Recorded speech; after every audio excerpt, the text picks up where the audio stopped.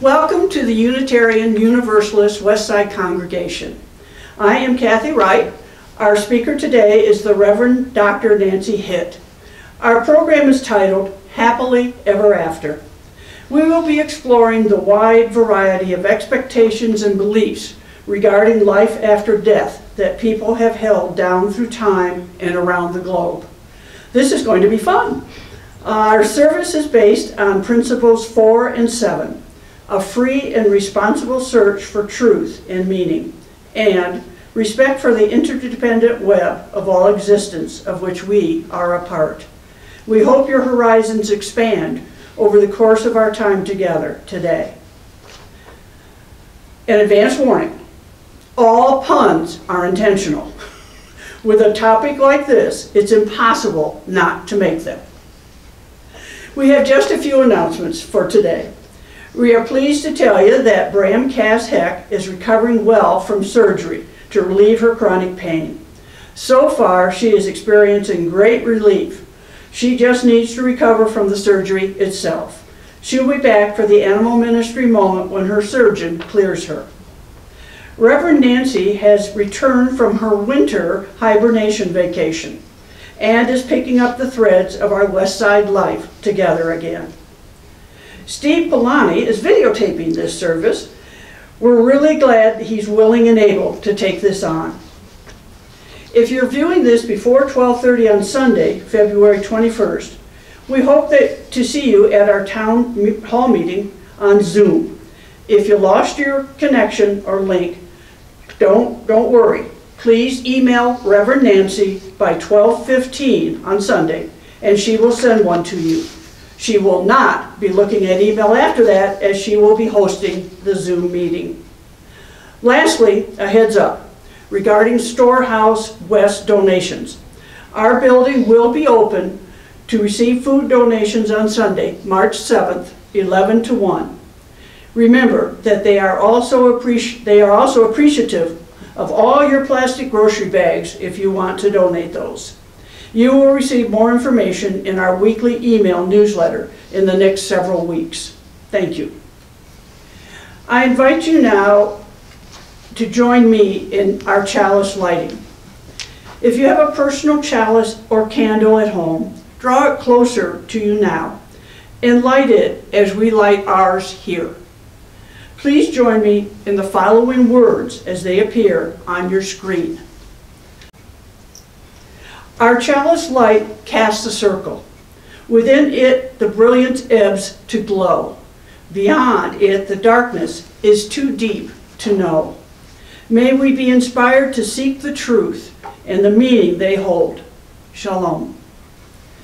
Please join me in affirming our affirmations as the words appear before you. Life is a gift. We gather in community to celebrate the glories and the mysteries of this great gift. In the light of truth and in the warmth of love, we gather to seek, to sustain, and to share. Love is the doctrine of this congregation. The quest for truth is our sacrament, and service is our prayer. To dwell together in peace, to seek knowledge and freedom, to serve others in community, to the end that all souls grow into harmony with creation. Thus do we covenant with one another. Shalom. Please join me now in a moment for centering. Sit back in your seat, relaxed yet comfortably upright. Uncross your ankles, knees, or wrists. Let the energy flow unimpeded through your body. Close your eyes if you are comfortable doing so. Choose a focal point if you prefer. Turn your attention to your breathing. Breathing in fully and deeply. Exhaling and emptying your lungs as completely as you can. Breathe in and out. As distractions appear, simply set them aside for another time. And breathe deeply. Into your mind's eye, let a path appear. It may be old or new, paved or not. You may find yourself either in solitude or in the company of others. This is the path of your life. Make yourself comfortable on it in whatever way appeals to you. You may look behind you to note where you've been. You may look around you to see more clearly where you are. You may look ahead to see what your future holds in wait for you. Notice whether you are in motion on your path or in a rest area. Observe your surroundings without interacting. Just notice what is going on around you. Take a moment to get a sense of your life journey, to accept the path you are on as your own. Relax into this special sense of yourself. And then take a last look around you and commit what is important to you to memory. Then return your attention to your breathing, slowly and deeply, in and out, and return your focus to the here and now. When you are ready, open your eyes. Shalom. It is our custom when we gather together to share our joys and concerns in community. Our joys are celebrated and our concerns are supported as we share them with each other. We will light a candle for each one, then conclude by lighting a final candle for all that remains unsaid. If you have personal candles to light at home, draw them close to you now. As always, practice fire safety with any lit flame. Today, we light a candle of joy for Bram as she experiences relief from the pain that has been her chronic companion for so long. We are so glad that her surgery is successful and she's relieved of the constant stress of pain. We hope that she continues to heal quickly and completely from the surgery. We rejoice too in the continued vaccination programs that are happening the whole world over. We are glad that so many people are willing to be vaccinated and hope that more will follow their example so that the pandemic can be vanquished. For all those who are currently experiencing weather crises, we light a candle of concern. In areas now blanketed by ice and snow, where there usually is none, we hope for quick relief from the cold. We light a candle of joy, too, for the honesty, ethics, responsibility, and hopefulness we see at work in our government. And we light a candle of concern for the legacy of dishonesty, betrayal, and despair that still haunts our nation. We hope that we can indeed learn to be one nation in peaceful and harmonious ways as we move forward. We light our last candle for all of the joys and concerns that we still hold in the privacy of our own hearts and minds. Shalom.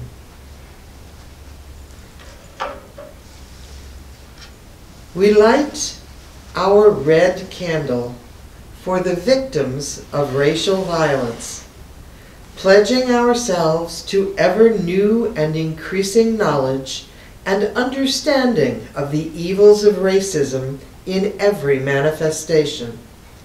May our knowledge inspire us to new action. Shalom. Our animal ministry moment is blended with our moment for all ages today as Bram continues to heal from her surgery. So our title for this blended hybrid time is Do All Dogs Go to Heaven? In 2018, Pope Francis wrote a papal encyclical that had the New York Daily News proclaiming, "All dogs and cats and pigs and goats and cockroaches go to heaven," so says Pope Francis. Now, Roman Catholics insist that what the Pope wrote is open to interpretation. They're not sure whether the Pope really meant to open the pearly gates to any non-human species, let alone cockroaches. Whatever the Pope actually intended, the question of whether all dogs and other animals, and if so, which ones, go to heaven is on the table. Do animals have souls? Do they go to heaven or not? What do you think? No matter what you think, you're not alone. In fact, a lot of research has been done to find out not what actually happens to animals when they die, but what people think happens to them. Because so far, we lack the equipment to do the research that would substantiate our human beliefs about what happens to other animals at the end of their lives. But not being able to get scientific assurance has never stopped human beings, nor should it. Often, humanity has dreamed and imagined long before we could scientifically research or document something. So let's explore the various ideas that people have about animals and an afterlife. I will apologize in advance because I am only going to address the issues that have been researched, and it may be that your personal question or point of view is not among the materials I have. That's how rich and complex this issue is. To begin with, scientists only have access to what people think or believe in regard to animals. People may be right. People may be wrong.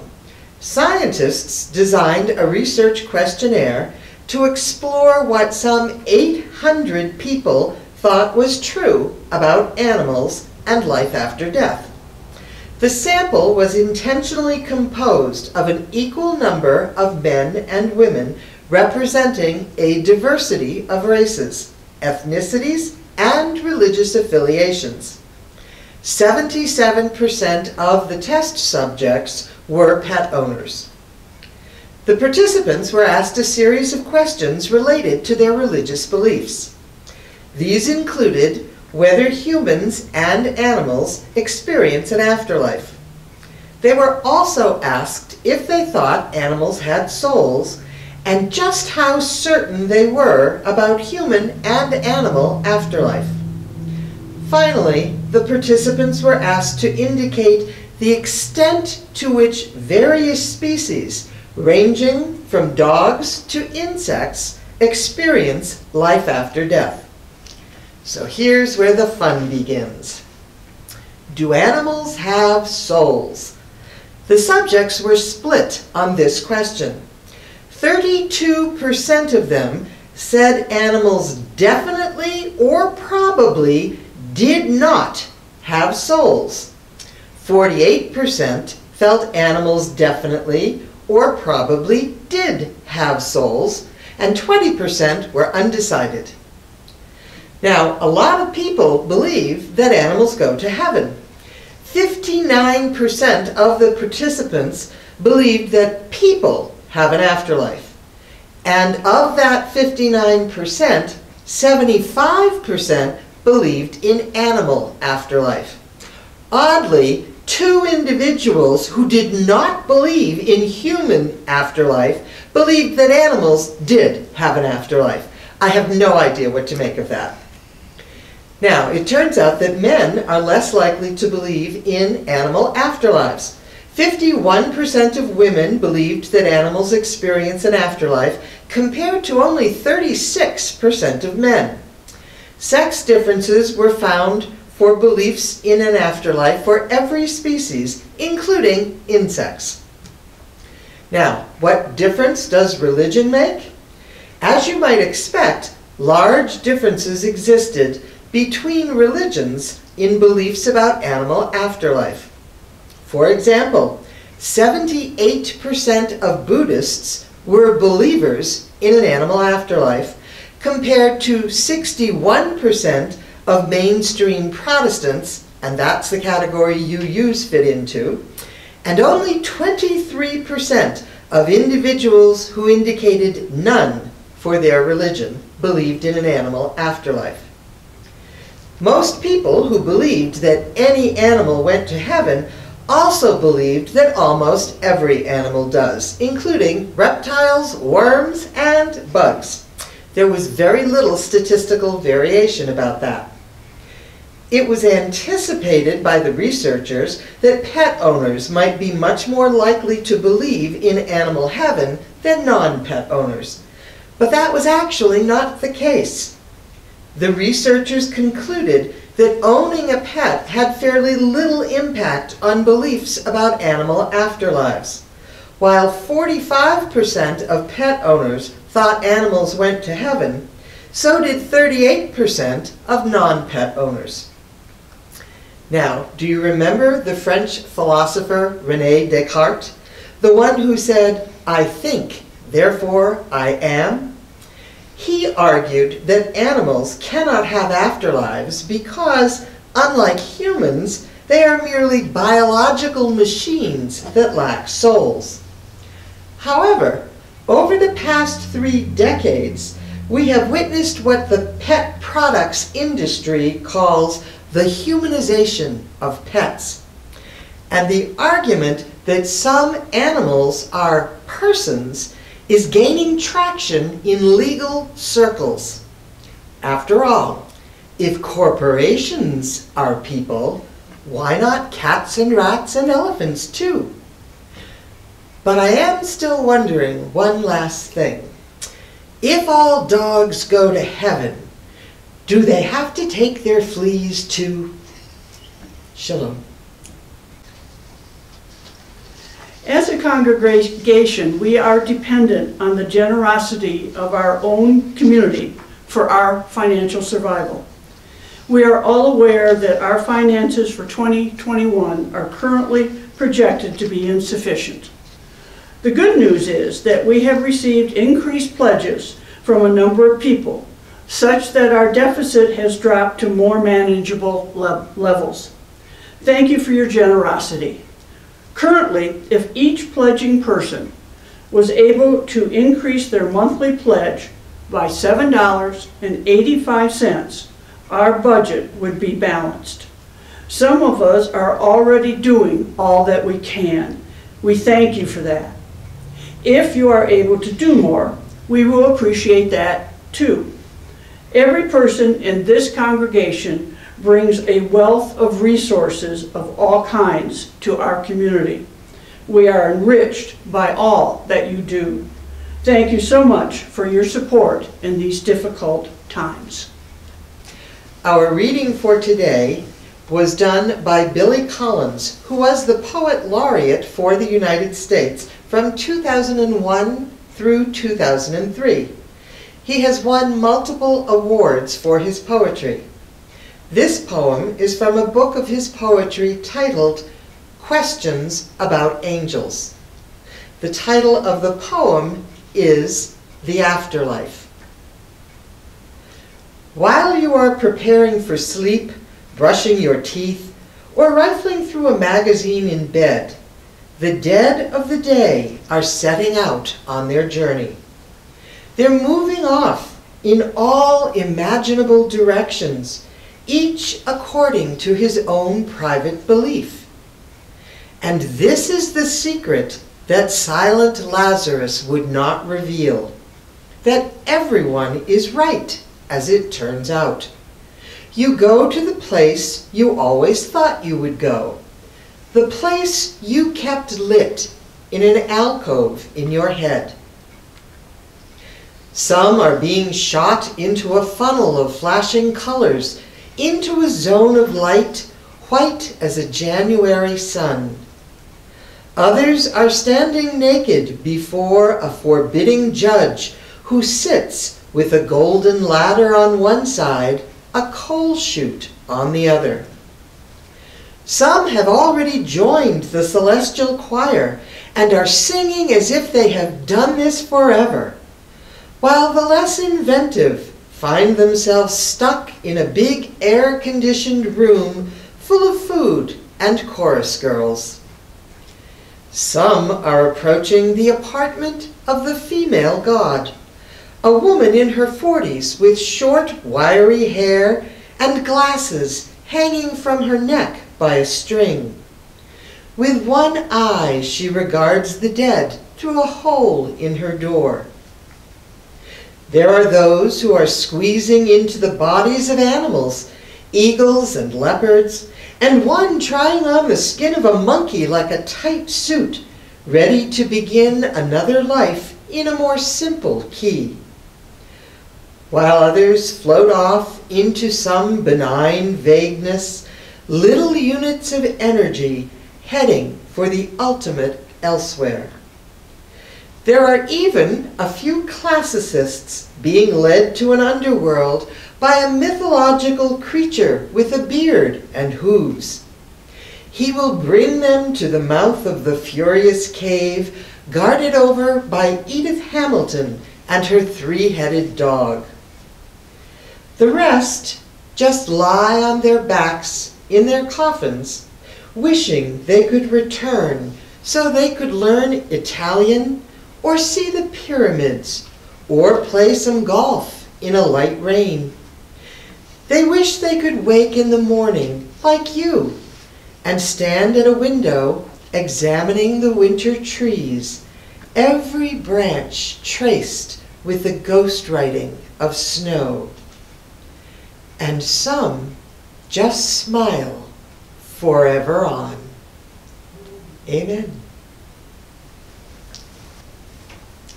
Our sermon today is titled Happily Ever After. You may be wondering why we're focused on what happens after we die today. Isn't there enough happening in life to keep us busy? Well, yes, I'm pretty sure there is. But part of what's been happening in all of our lives recently involves an increased awareness of death due to the pandemic. For a long time, topics like death and the question of an afterlife, or not, have been too painful for many of us to consider. The pandemic was raging. We had no vaccine. People were dying in droves. Faced with the hard experience of so much death, we had little energy for engaging constructively with the questions that it raised. Mostly, we just wanted it to stop. It hasn't stopped yet, but it has slowed down. We have several vaccines and immunization programs are underway. We're pretty sure that the light we see at the end of the tunnel is not an oncoming train. And now, we're left with all of the issues that death, especially on the scale of the pandemic, raises. Psychologists tell us that when we're stressed, and who hasn't been in 2020, we regress to earlier stages of growth and development in order to cope. We resort to ways of understanding and responding to things that bring us comfort. They remind us of simpler, safer times that we survived, which encourages us to continue on in the here and now and catch up to coping with our current reality. As we begin to be able to safely engage with more of the world around us, we're apt to find ourselves faced with all of the stuff that we pushed out of mind when we were so overwhelmed by the power of the pandemic. One of those things is what we think and feel and understand or believe about life after death. Now, you may find yourself thinking, what difference does what I think happens after death make? So I'm going to tell you. It makes a huge difference to you. When we read stories, we always want to know, how does it end? Did the hero survive? Did the heroine accomplish her noble goal? Was the villain caught? It's no accident that so many fairy tales and stories end with the phrase, "and they all lived happily ever after." We don't need that to be literally true in every detail to know that happily ever after means that the good guys won. It means the terrible times were worth it. Happily ever after vindicates the story. As human beings, we are all creatures of story. We find pattern and meaning in the events of our daily lives. We refer to our life story, or the story of our lives, as a way of experiencing our life with a sense of wholeness. And in every story, we ask the eternal question, what happens next? When the page we turn ends with death, we want to know how the next chapter begins. So come with me now on a little anthropological adventure. Let's explore how humans have thought and believed and acted in response to death down through time and around the globe. Once upon a time, before there was writing or record keeping, the Neanderthal people buried their dead. They buried them very tenderly with food and tools and clothing and weapons, all of which are necessary only if you expect them to be needed in the future. It would have been far more practical to distribute these necessities among the living instead of burying them with the dead. So the fact that their graves were marked with ritual color and all of the necessities of life imply that even Neanderthals believed in life after death. We have no record of how they envisioned that, but based on the grave goods that equipped the deceased to carry on with life as they already knew it, we can make an educated guess that the afterlife was a lot like their current life. It just didn't happen right here. There are two primary themes in images of afterlife throughout human history. It is imagined as the epitome of the ideal earthly existence and as cosmic justice being served. Oh, and the idea itself that there is life after death is pretty much ubiquitous. One way or another, it is almost universal, culturally speaking. Not for every individual, but culturally speaking. We don't know what those Neanderthal people thought life after death was like, or if there was a system of reward and punishment inherent in it. They left no record of that. But we do know a lot about other ancient people. The ancient Egyptians understood the afterlife to begin with a time of confession and judgment on one's earthly life, followed by an assignment to either the underworld, an unpleasant, shady sort of place, eternal life in a peaceful state, or the rebirth of the soul in a new body back on earth. Ancient Mesopotamians, that would be the Sumerians, the Hittites, the Babylonians, envisioned a shadowy underworld with a sort of half-life existence for many, but with the option of resurrection, following the example of the goddess Ishtar, also as a possibility. As we move into recorded history, there are more clear-cut records. The Greeks had Elysium, or the Elysian Fields. Initially separate from the underworld realm of Hades, admission was reserved for mortals related to the gods and other heroes. Later, it was expanded to include those chosen by the gods, the righteous and the heroic. They would remain in Elysium after death to live a blessed and happy life, indulging in whatever employment they had enjoyed in life. Others inhabited the underworld. The Norse, Denmark, Finland, Sweden, Greenland, Iceland, and Norway imagined Valhalla, the splendid palace of the god Odin. It is where half of the fallen warriors go when they die. While there, they drink liquor from a goat and fight with each other all day to prepare for the ultimate battle of Doomsday, in which the earth will be destroyed and submerged underwater, only to rise again and be recreated by the surviving gods and repopulated by two people. The remaining dead go to the goddess Freya's field until the annihilation of the planet.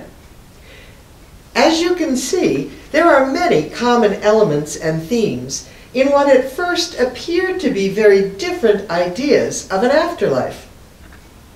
Moving into more recent history and the religious traditions that have encoded ideas of an afterlife, we discover a lot of continuity along with new detail that is specific to each cultural group. The ancient Jews wrote about Sheol, an underground afterlife existence of shadows. As we follow Jewish history, some developed a belief in resurrection, mentioned first in the book of Daniel. By the beginning of the Common Era, Jesus was debating with the Pharisees who believed in a bodily resurrection and the Sadducees who did not. Modern Jews continue to hold either point of view. Following the events of Jesus' life and his followers' experience of his resurrection, Christianity developed images of heaven and later hell as part of an afterlife. Cosmic justice played a huge role in the disposition of the deceased. God's judgment is eternal and assigns each soul to their final destination. Exactly what this judgment is based on depends on which Christians are telling the story, when and where they are telling it. Modern Christians embrace an afterlife, but differ widely in describing what it is and how it works. One unique feature of some Christian, specifically Roman Catholic, belief in an afterlife is the concept of purgatory. Purgatory came into formal existence in the 16th century as people struggled to cope with the idea that many people weren't good enough for heaven at the time of their death, but they also didn't deserve eternal hell for their misdeeds. Purgatory is a state in which the deceased are purged of their sinfulness to prepare them for heaven as their final home. The prayers of the living can help them with this. Islam offers a vivid picture of an afterlife based on judgment of one's life on earth. Muslims undergo a complex judgment and preparation for either paradise or hell for all of eternity. Buddhists, Hindus, and many, but not all, Native Americans embrace an afterlife that includes reincarnation, sometimes as a reward and sometimes as a punishment. In each instance, the specifics are intricately connected to the cultural group embracing that particular ideology. Pagans, who are another group of groups with widely divergent beliefs among them, as most of these groups actually are, if we get right down to it, hold a variety of beliefs about an afterlife. There are pagans who refute the possibility and those who anticipate a pleasant existence after death in the Summerland. And while some Native American tribes embrace reincarnation, others do not. Some understand the dead to continue to live as ghosts on Earth or to go to another world for a whole new life. Most modern atheists and humanists do not believe in an afterlife, since those beliefs are most often tied to divine beings. But that does not mean that they lack imagination or that they are united in thinking that death literally ends in the grave. Some envision a world of non-material reality that will be revealed at the time of death. Many hold to the conviction that they will live on in the memories of those who survived them, exerting influence that they cannot even imagine that will affect the future. To say that this is a hop, skip, and a jump through a lot of complex ideology and imagery is a huge understatement. But it does give us a sense of scope in regard to just how persistent and influential ideas about life after death are. And while we may be tempted to think of them as not being as important as they once were, I'd like to challenge that. We need to remember that our very name, Unitarian Universalist, is rooted in a doctrine about the afterlife. Every time we identify ourselves as Unitarian Universalists, we are making a statement about God and about life after death. Since neither God nor life after death are prominent UU focal points at this time, you might better recognize these ideas in some different language. Whereas Unitarian means God is one singular source, regardless of how many names or stories or images people know God by, Universalist meant that God loved everyone, inclusively. No one went to hell. The doctrine of universalism originally meant that no one went to hell. All people were loved and included by God in God's eternal plan. Having made the point, UUs don't spend much time pounding on it. That inclusivity has flowed into our social justice work and our relationship with all people here and now. UUs aren't waiting for life after death to practice inclusive love. The fact that we make a statement about life after death every time we speak our own name may startle you. That's okay. We can use that jolt of awareness to explore our own ideas about life after death. I encourage us to do that for the very simple reason that we all interpret our lives and make important choices based on what we perceive our ultimate meaning to be. Norse warriors are renowned for their ferocity in battle. They were perceived as formidable enemies because they fought with such disregard for their personal welfare. In addition to holding positions of honor and respect in their earthly communities, they anticipated going to Valhalla as the ultimate honor. What they believed about their afterlife underwrote their life in the here and now. Similarly, Muslims are careful to follow the instructions for a holy life now, based on their understanding of the pending judgment after death.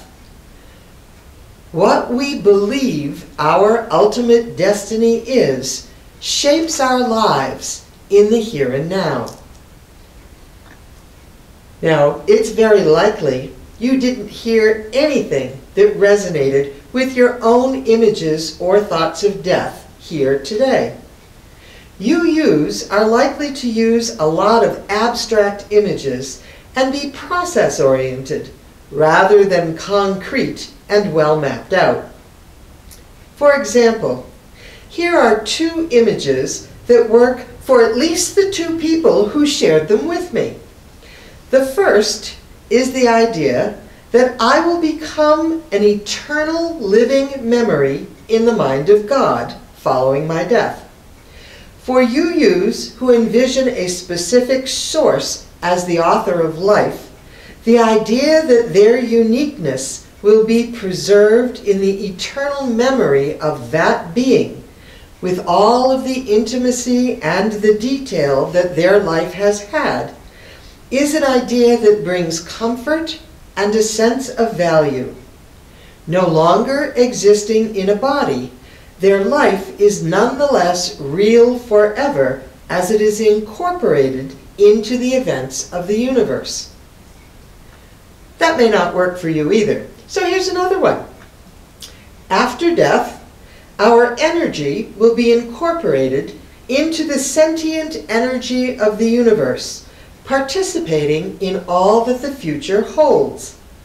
Like a flowing river or a flaming fire, we will participate in life, in capital letters, as part of all that is, without our personal particularity or any conscious awareness. But we will remain part of it all. And I know that that may not do it for you either, which is also okay. At the very least, having something to say no to often helps us get to yes. So here's my challenge.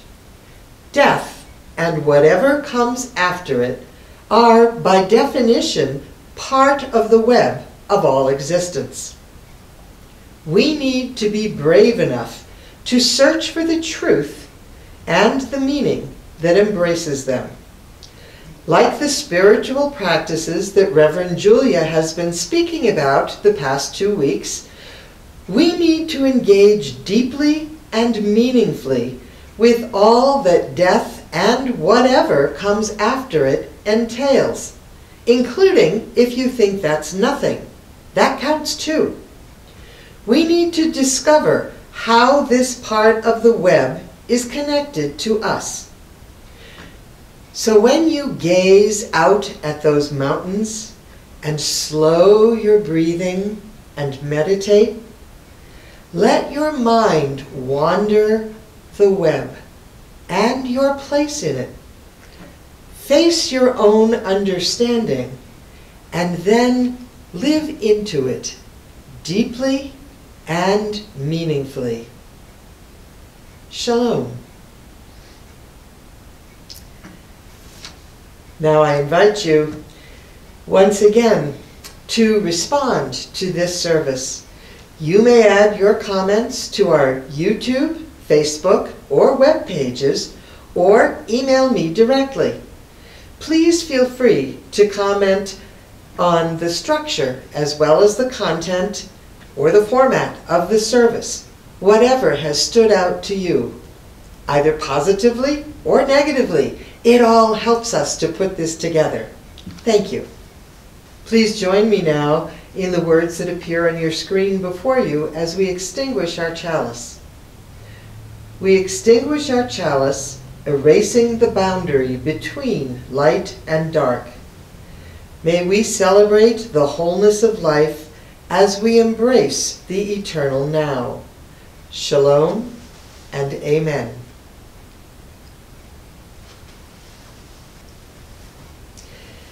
May the wholeness of the interdependent web of all existence support and sustain you. May you be fully engaged in a free and responsible search for truth and meaning. And may you be willing to consider the impossible, the unknown, and the unbelievable as part of the wholeness of life. Shalom and blessed be.